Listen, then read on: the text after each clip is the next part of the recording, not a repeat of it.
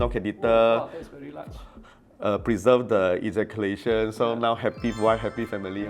By end of the day, the result also, we want you to have a good channel for you to pass urine. Yeah.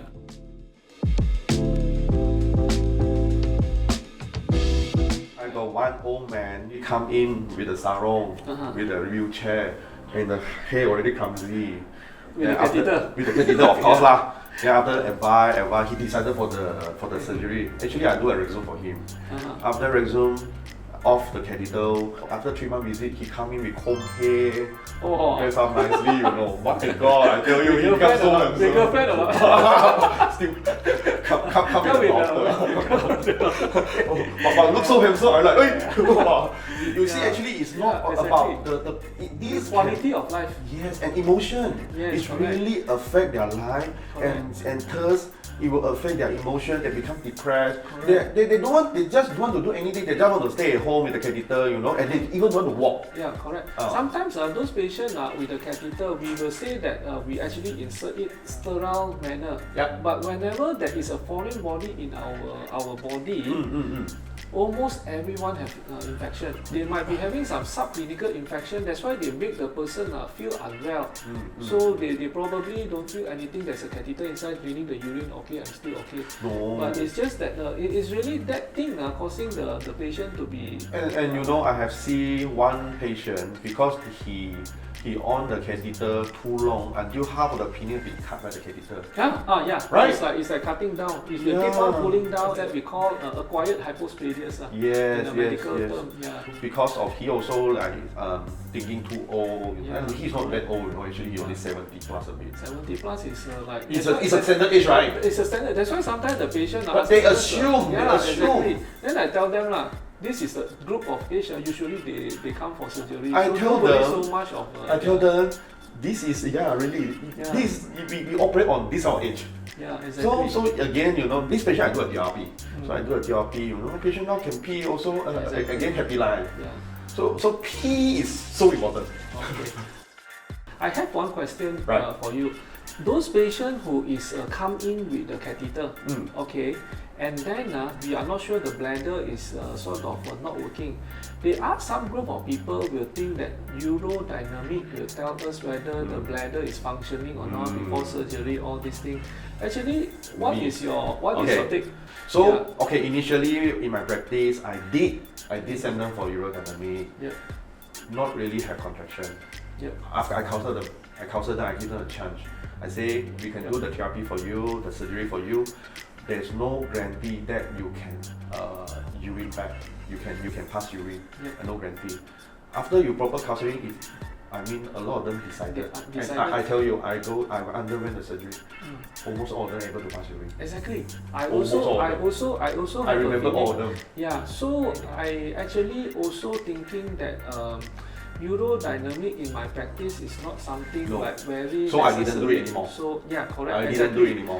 Because I realized that if we able to do a surgery to create a proper channel, you must be creating a really good proper channel. Yes. Because sometimes urodynamic just tell you that your bladder is weak. Yep. And then also urodynamic, it needs you to be able to pass urine for you to measure bladder contractility. If you cannot pass urine, the urodynamic. It will tell you no contraction. Exactly. The information inside there is not that much. No. And then I realized that if I'm able to create a good, that means I reduce the resistance out there. Sometimes the patient, I have a patient that initially not able to pass urine. Yes. But if I bring him to the toilet and ask him to pee, he can pee. But he just the bladder didn't sense give the sort of what is that? When our bladder full, it will send a signal to our brain, tell you that you need to go to pee. He didn't sense the sensation. So sometimes the bladder decompensate until this signal is lost. So I tell him whether you feel to pee or not feeling to pee, every 4 hours you just go to toilet and pee. That's right. So after that, then slowly the PVR is, now I follow up, the PVR is hardly anything already. So the principle, basically it's a simple physics. Exactly. When the prostate obstruction is higher than the ability or contraction of the bladder, then you cannot pass urine. Correct. Now we fully release the obstruction, even minimal contraction is able to come up. Because we already said we can't do anything for the bladder, but we can do something for the prostate. Yes. So after we remove the resistance, then the patient able to pee. But of course, not all the patient is still successful. I still sort of having a few patients really cannot. Despite I'm doing the QRP, the channel is completely good. All these. That one is really weak one. Really weak. I asked them to sort of contract, also cannot. Then probably have to sort of retrain them using the abdominal pressure, abdominal muscle. Because I realized one thing, when we do a patient with a bladder cancer, they having bladder removed already. What do we use to reconstruct? We're using the small bowel. Yes. If the small bowel don't have any contractility, then why the patient can pee? Yes. So in this concept, it's already tell that you train yourself using abdominal muscle with the resistance is disappeared, you should be able to pee. Few months ago, there is a patient with spinal cord injury, young, 20 years ago. So he was trained to using this like the abdominal muscle to pee almost all the time, but recently he said that he unable to pee. So I checked the prostate. The prostate is it's not that big, 30 grams. I scope him. There is some obstruction. That's because the bladder is too weak. That's why a little bit obstruction means a lot to him, So what do you do for him? I do a TRP. Either TRP or even small one, you can actually we can do something like a TUIP, TUIP or bladder neck incision. Just release a bit. I do a TUIP, we resected a little bit. So now he can pass urine. Very nice. But this group of patients, we also have to be careful. We don't know actually the bladder is sort of not working well. They cannot completely empty. We actually do follow up with them, check the bladder, check the kidney function, see whether got any reflux, all these things. So usually we need to see whether the kidney is we call hydronephrosis, means swollen or kidney, and definitely the most important indicator for this patient is the PVR, the portal residual. We need to really ensure the portal residual is low.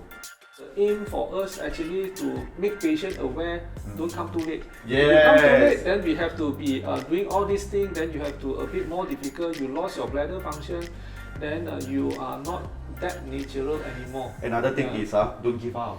Don't thought no treatment. Yes, correct. Don't thought is no treatment. We still can do a lot of things. Yep, correct. Right?